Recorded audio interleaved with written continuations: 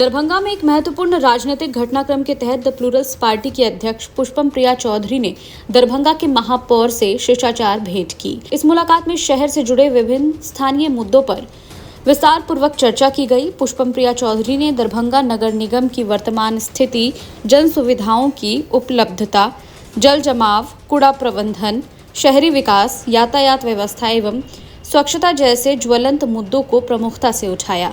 उन्होंने स्थानीय प्रशासन द्वारा उठाए जा रहे कदमों की जानकारी लेते हुए कई ठोस सुझाव भी दिए। आप भी जानते हैं कि शहर की जो सबसे बड़ी रिस्पॉन्सिबिलिटी होती है वो नगर निगम पर ही होती है, और हर चीज़ जो कि शहर में आपको नज़र आती है, जो सही है वो भी और जो सही नहीं है वो भी नगर निगम की रिस्पॉन्सिबिलिटी होती है। तो आए थे उनसे मिलने के लिए, पूछने के लिए कि क्या चुनौतियाँ हैं, क्योंकि चुनौतियाँ बहुत ही बड़ी होती हैं नगर निगम के लिए। इसी पे बातचीत करने के लिए आए थे, उनको बधाई देने के लिए भी आए थे। क्या है नगर, मतलब शहर की अगर साफ सुथराई की बात हो तो क्या दिखता है आपको? शहर, देखिए, नगर निगम का काम सिर्फ साफ सफाई नहीं होती, उसे कहीं ज़्यादा होता है। और मुझे लगता है कि एक चीज़ जो कि आज बिहार में बहुत ही बुरे तरीके से डैमेज हो गई है वो ये है कि जो ये पालिकाएं बनाई गई थी, इन सब के अधिकार अलग अलग रखे गए थे। इसीलिए पूरा डिसेंट्रलाइजेशन का सिस्टम था कि इन प्रतिनिधि का ये काम होगा, इन प्रतिनिधि का ये काम होगा। पिछले कई वर्षों में, आप कह सकते हैं 20 वर्षों में खास करके, सारी चीज़ें मर्ज हो गई हैं। और जो एक सिस्टम था अकाउंटेबिलिटी का, ताकि जवाबदेही ली जा सके, चाहे वो आपके पार्षद हों उनसे ली जा सके, वो ख़त्म हो गया है, क्योंकि कोई भी जो पावर है अब वो कम्प्लीटली उनके हाथों में नहीं है। तो स्टेट का जो गवर्नमेंट है उसका बहुत ही ज़्यादा इंटरफियरेंस है, और ये सब, इन बातों से हम कई वर्षों से अवगत हैं। वही सब चीज़ें देखने आए थे कि यहाँ पे कितना ज़्यादा पावर है, क्या वो डिसेंट्रलाइजेशन अच्छे से काम कर रहा है कि नहीं कर रहा है, और यहाँ भी वही स्थिति है। तो मुझे लगता है कि ये सब गंभीर मुद्दे हैं। मैम, चुनावी वर्ष है, क्या आपने पहले भी चुनाव लड़ा है, इस बार क्या रणनीति है आपकी, ये बताएं। चुनाव में क्या होने वाला है? पार्टी है तो एक ध्येय है कि सदन पहुंचना है, तो सारी रणनीति तो इसी पे डिपेंड करती है कि इस बार सदन पहुंचना है। पिछली बार जब हम आए थे तो बहुत सारी चीज़ें हुई, कोविड आया, हमें वक्त नहीं मिला, पार्टी रजिस्टर नहीं हुई, तो बहुत कम वक्त, 2 हफ्ते का वक्त मिला था, और उसमें हमने सबसे अधिक सीटों पे चुनाव लड़ा था। इस बार वक्त भी है और ज़्यादा समस्याओं को, एक्सपीरियंस तो एक होता ही है ना जो आदमी लेता है, तो ज़्यादा समस्याओं को समझना, उसको किस तरीके से हल करना, वो एक्सपीरियंस भी ज़्यादा है।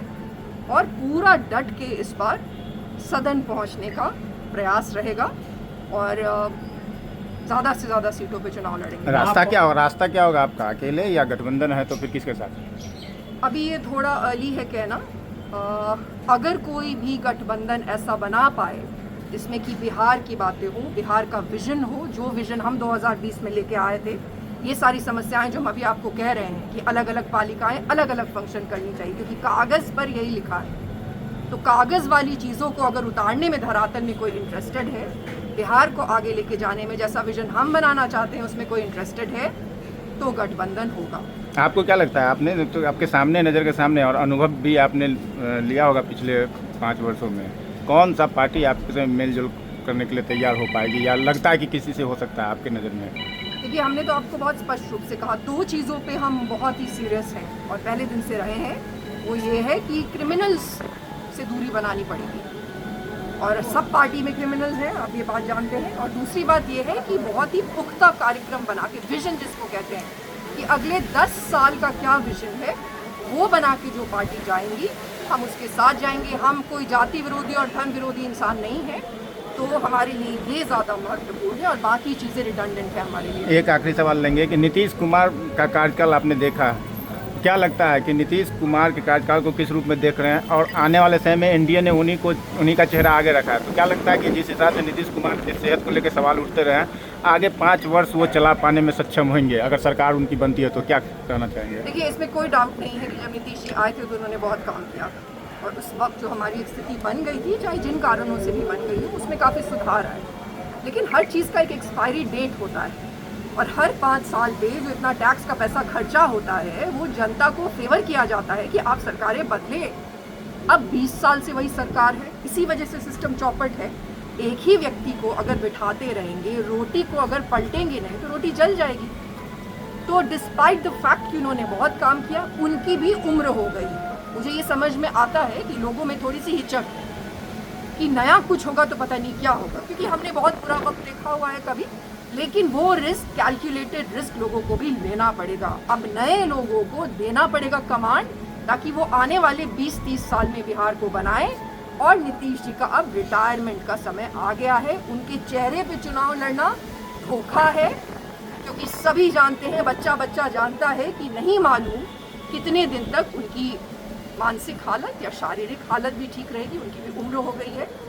और फिर उनके चेहरे पे चुनाव लड़ने का मतलब है कि जनता को गुमराह करना है, क्योंकि आपको एक सेकंड जनरेशन नेता भी देना पड़ेगा जनता के सामने कि अगर नीतीश जी को कुछ हुआ तो ये होंगे। मैडम नेताओं का कहना है कि सीएम की वैकेंसी अभी नहीं है, इस पर क्या कहेंगे? राजतंत्र है, बताइए ना। मतलब इसको डेमोक्रेसी कहना तो डेमोक्रेसी का अपमान हो गया है। इसको कहना चाहिए इलेक्टोरल मोनर्की, मतलब राजतंत्र जिसमें कि चुनाव होता है। वैकेंसी क्या होती है? 20-20 साल तक कोई एक मुख्यमंत्री रहता है, और वो भी जबकि उनकी इतनी उम्र हो गई। उनका तो मिसयूज किया जा रहा है।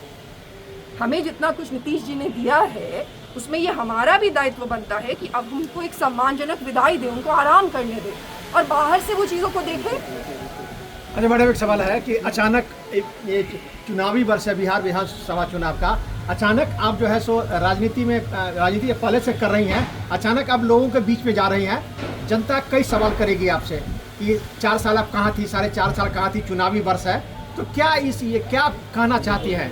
देखिए, ये सब जो है वो ट्रोलर्स के द्वारा फैलाई गई बातें हैं। पिछले 5 वर्षों में हम हमेशा लोगों के बीच रहे हैं, और उस सब का जो एविडेंस है, क्योंकि हम भी बिहार की राजनीति जानते हैं, तो उसका एविडेंस चित्र के सहित सोशल मीडिया पे मौजूद है।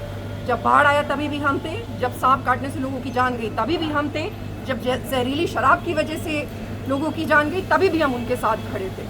1 वर्ष सिर्फ हम नहीं थे जब हमारे पिताजी का देहांत हो गया था। 2023 में अचानक से उनका देहांत हो गया।